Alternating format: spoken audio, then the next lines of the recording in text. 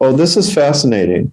Okay, would a protein result in a more acid accumulation in the body and hamper the body's ability in one or more ways? Yes. Okay, so this is one thing that's utterly fascinating about this research. So I've talked to people say, wow, I love this book. It's so stimulating, or it blew my mind here or there. It's like my mind got blown a half a dozen times reading doing the research for this book. And one of the things that really blew my mind was this great paper on, so yeah, the acid alkaline balance is very tight in the blood and the lymph too. But it's not in the matrix.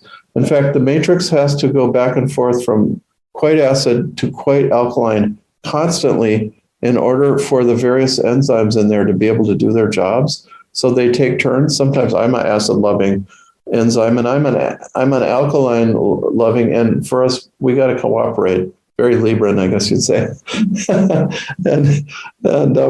So take turns.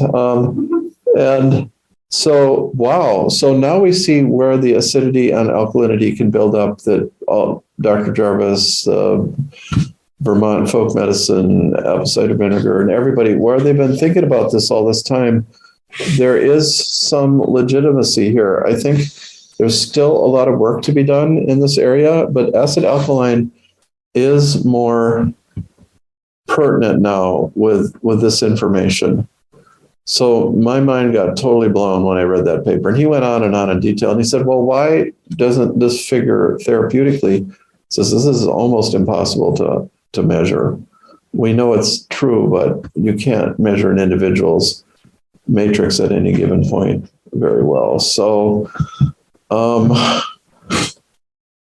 that's interesting. And this was all in a paper on diabetes too. So he was trying to influence the background that was creating diabetes. So yeah, now in that Nicholas Gonzalez book, they would talk about acid alkaline, that the